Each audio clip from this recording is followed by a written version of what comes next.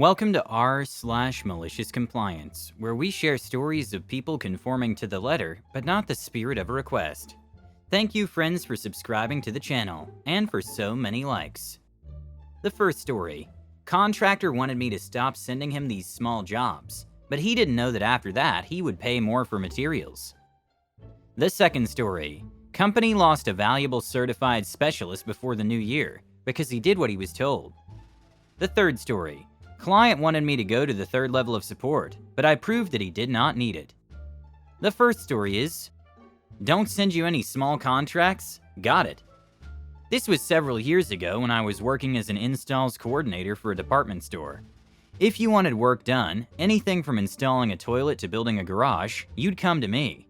I'd give you a quick estimate, and if you were on board after that, send a contractor out to your site to do exact measurements if needed. Then I would work out your exact material and labor costs from there, quote you out, and keep in loop with the contractor, mostly so I could help work out anything that might delay the work. Contractors are paid a set rate, usually per unit, foot, or square foot. They also get a flat $50 for the initial site visit whether or not the customer goes through with the project. I occasionally got calls from frustrated tradesmen who felt these $50 visits were a waste of their time. But since those visits typically took under an hour including travel, and I was making $3 over minimum wage, I couldn't drum up a whole lot of sympathy for these complaints. Most of our contractors came in two categories: bigger companies that generally had a liaison who wanted to keep their business partners happy, and individual tradesmen or father and son businesses where the person I spoke to on the phone would be the one doing the work. I was fortunate enough to be trained by my predecessor who remained at the store, but had stepped down to take a less stressful position, so I could go to him for advice. And more importantly, he helped me quickly build a rapport with the people I worked with. This would become important because I had wide discretion in how I divided up the jobs, but many of our partners were fairly specialized, or simply preferred certain kinds of work, a fact that our systems weren't set up to accommodate. Officially, I was meant to rotate through lists. I used this plumber last time, so use that one this time, etc. There was no metric in place to track that I was doing that, however, nor any interest in enforcing it. As a result, I could send more work to people I knew were in a bad financial spot, skip somebody who I knew was planning a vacation, or had a sick worker, etc. Maybe a couple months in the job, I got a phone call from a bigger construction company on my list, turning down a site measure I had sent him to fence a yard. I pulled his file up on screen for the call, as I was wont to do, and realized that he had kicked back the last 3 jobs I'd sent to him. He demanded I stop sending me these chicken sh little jobs. I'm not interested in anything under $100,000. His file listed him for fences, decks, garages, etc., but there was nothing in his contract about a minimum job size, and I'd have been surprised if there was. So I just told him sure, and ended the phone call, then put a note on his file not to use the company. The price of lumber doubled that summer, and the combination of 4 refused site measures in a row along with not doing any work for us in over a certain number of months automatically ended his preferred contractor status with us, meaning he was paying for more materials. He paid close enough attention to his business to stop work he didn't like from coming in, but never noticed that his material costs went through the roof overnight. I know the company had a rough couple years after that.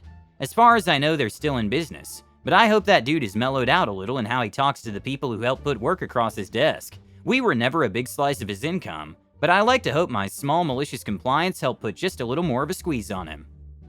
He refused to get small contracts, so he lost his status as a preferred contractor. Maybe it didn't affect him much at first, but I'm sure he would lose a lot of money. I know a lot of people who had a small, successful business, but they got cocky and turned down the jobs they just didn't want to do, or clients they didn't think were cool enough. It always bit them in the A when the economy slowed down, and the big clients were the ones who cut unnecessary costs hard. I want to give some advice. Never peeve off the person through whom you do your job. Secretary or assistant managers, IT help desk, hospital administrator, etc. It may be a lowly job, but these people are very rarely responsible for any grief you may get, so don't treat them as the cause of that grief. Also, never anger your vendors. It's just plain stupid.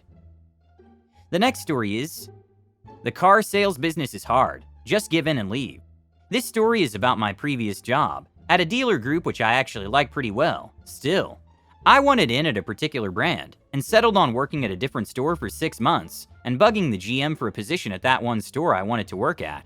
The GM is a great guy, and could see that I very much wanted to transfer over there, and help me interview with upper management there, Even though the two sales managers weren't really interested in a green pea, somebody new to sales. They gave in after me persisting and gave me a sales position reluctantly. In my first week there, the older manager pulled me to his office, kicked his feet up and said something along the lines of this: "Look, man, when you inevitably give up on this job, just don't bother showing up. You know how many green peas actually make it? None. Sales is a dying breed, and you don't seem to have enough of an edge to take it. You're too nice to be here, so do us a favor and just get out of here. Nobody gives notice in the car business." I took that to heart. My first month I hit commission and everybody was blown away. After over 2 years of fighting their top seasoned veteran for first place, and winning a few times, and making an absolute killing, my wife and I found out we were having a baby. As much as I love the job itself, having fun with my preferred brand in the process, getting some loyal families and referrals, it was time to step away from the super high-stress job and focus on family. It was a great experience, but always hindered by the sales managers trying to make me miserable. Some days I'd be laughing and chatting it up with my prospects and having a good time. They'd go out of their way to either mess my deals up or just peeve me off. Other coworkers told me that they frequently heard those managers complaining that I was too happy doing the work I was. As we got the news of our upcoming little one, I found out as well that the managers had been taking away bonuses I'd earned fair and square, called spiffs, from me for months during COVID. It was definitely time to take the money and leave. At this point, I'd become the store's manufacturer certified EV specialist and had the entire store's pre-order program running by myself. I was the only one certified to do it, and managers didn't know SH about the real process. January 1st, 2022 hits. I walk in 3 hours late for my shift, not wearing my normal business casual.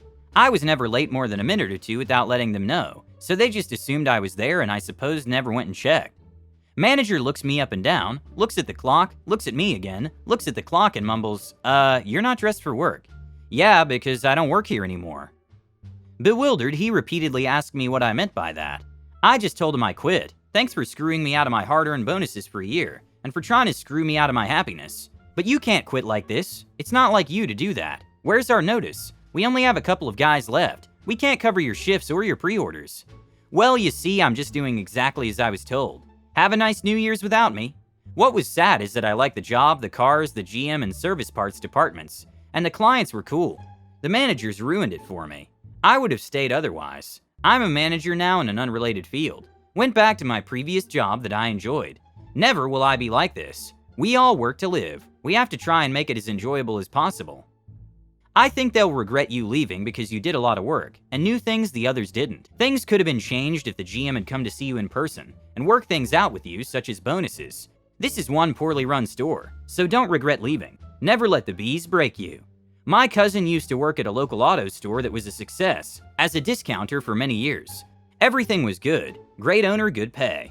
But after half a year, the owner retires and leaves it to his son. The son had a silver spoon in his mouth most of the time.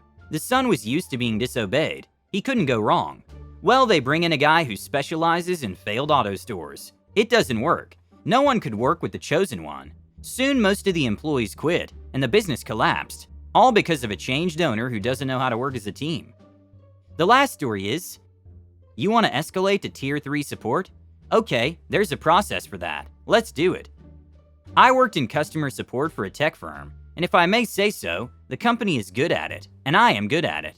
We have customer satisfaction stories and data to prove it. Our customer support is what gives us a competitive advantage in our marketplace and makes us very profitable. One day I get a phone call from a customer. I say hello, and his response is, I want to talk to third-tier support. Okay, we have a process for that. What seems to be the problem?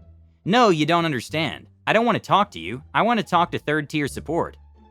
Actually, I do understand. You want to talk to third-tier support. I'm setting that up, but there are a few questions I have to ask you, and if I don't know the answers to those questions, then they aren't going to call you.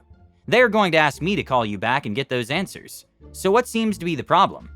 He explains to me the problem. Have you tried this? No, you don't understand. I don't want to talk to you. I want to talk to third-tier support. You know the guys who aren't working from a script? I assure you, sir, I'm not working from a script. Have you tried this? Yes, I did. Now may I talk to third-tier support? Have you tried that? Yes, I did. Now may I talk to third-tier support? My problem isn't on your script. There's no script for this problem. I'm asking you this question because I thoroughly understand our device, and I know from previous experience that that might solve your problem. Have you tried this other thing? What makes you think that this other thing is going to solve the problem? Well, I've been doing this work for a couple of years now, and I have a pretty good idea of how these things work. So I thought this other thing might solve the problem. Look, I have a master's degree in computer science. I want to talk to somebody in third-tier support. Now, I do not want to disrespect computer sciences, because CS is a hard field to get into.